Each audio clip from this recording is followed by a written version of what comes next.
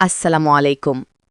December মাস pay scale প্রত্যাশীদের জন্য যেন এক নিঃশ্বাস আটকে থাকা সময়। কেন এই মাসটা এতটা গুরুত্বপূর্ণ? আজকের ভিডিওতে সবকিছু স্পষ্ট হয়ে যাবে। আজ আমি কথা বলবো দুটি অত্যন্ত গুরুত্বপূর্ণ টপিক নিয়ে। ডিসেম্বরের মধ্যে কি পে স্কেলের প্রজ্ঞাপন জারি হওয়ার সম্ভাবনা আছে? আমাদের চ্যানেলে নতুন হলে অবশ্যই চ্যানেলটি সাবস্ক্রাইব করে সাথে থাকুন। ২. ৩০ নভেম্বর পর্যন্ত আল্টিমেটাম, কিন্তু পে কমিশনের রিপোর্ট জমা না দেওয়ায় সরকারি চাকরিজীবীদের ঘোষিত আন্দোলন এবং ৫ ডিসেম্বর শহীদ মিনারে মহাসমাবেশ। সম্পূর্ণ ভিডিওটি মনোযোগ দিয়ে দেখুন আর অবশ্যই কমেন্টে আপনাদের মতামত জানাবেন। প্রথমে আসি আন্দোলনের প্রসঙ্গে। সরকারি চাকরিজীবীদের সংগঠনগুলো ৩০ নভেম্বরের মধ্যে পে কমিশনের চূড়ান্ত রিপোর্ট প্রদানের দাবি ও আল্টিমেটাম দিয়েছিল, কিন্তু সেই সময়সীমার মধ্যে পে কমিশন রিপোর্ট জমা দিতে ব্যর্থ হয়েছে। ফলে স্বাভাবিকভাবেই চাকরিজীবীদের মধ্যে অসন্তোষ তৈরি হয়েছে। এই অবস্থায় ৫ ডিসেম্বর রাজধানীর শহীদ মিনার চত্বরে বৃহৎ জমায়েতের ডাক দিয়েছে বিভিন্ন সংগঠন। আর সবচেয়ে গুরুত্বপূর্ণ বিষয় হল, এই আন্দোলনে যোগদানের ঘোষণা দিয়েছেন নিবন্ধনপ্রাপ্ত শিক্ষকরা। শিক্ষক নেতা আজিজি স্যার নিজেই সামাজিক মাধ্যমে জানিয়েছেন তিনি এই কর্মসূচিতে অংশ নেবেন।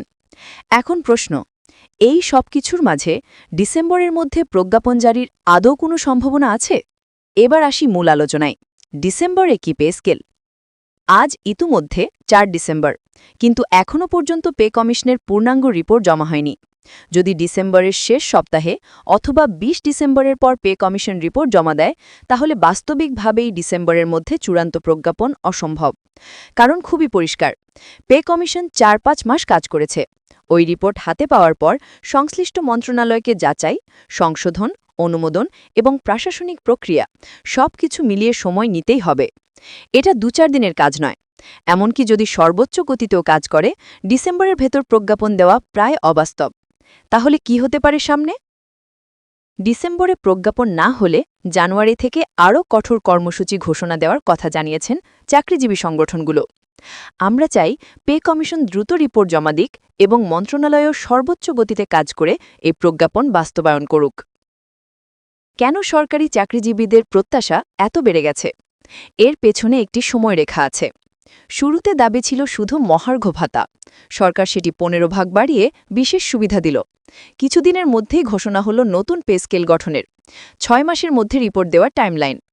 অর্থ উপদেষ্টার বক্তব্য, তাদের সময়কালেই পে স্কেল বাস্তবায়ন করা হবে। এতগুলো পদক্ষেপ মানুষকে আশাবাদী করেছিল। চাকরিজীবীদের একটি বড় অংশ এখনও বিশ্বাস করেন এই অন্তর্বর্তীকালীন সরকারই নতুন পে স্কেল বাস্তবায়ন করবে।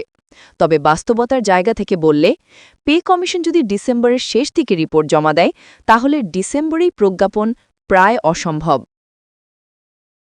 তবে বিষয়টি সম্পূর্ণভাবে নির্ভর করছে তারা কবে রিপোর্ট দিচ্ছে এবং মন্ত্রণালয় কত দ্রুত কাজ শুরু করছে তার উপর। এখন প্রশ্ন আপনাদের কাছে, আপনাদের কি মনে হয়, বর্তমান অন্তর্বর্তীকালীন সরকারের সময়ই কি পে স্কেল বাস্তবায়ন হবে, নাকি এর পেছনে রয়েছে আরও কোনো প্রশাসনিক বা রাজনৈতিক জটিলতা? কমেন্টে অবশ্যই জানাবেন। যত দ্রুত নতুন কোনো নির্ভরযোগ্য তথ্য পাব, আমাদের চ্যানেলের মাধ্যমে আপনাদের সঙ্গে শেয়ার করব। নতুন পে স্কেল, বৈষম্যহীন একটি সম্মানজনক কাঠামোর প্রত্যাশায় আজকের ভিডিও এখানেই শেষ করছি। আসসালামু আলাইকুম।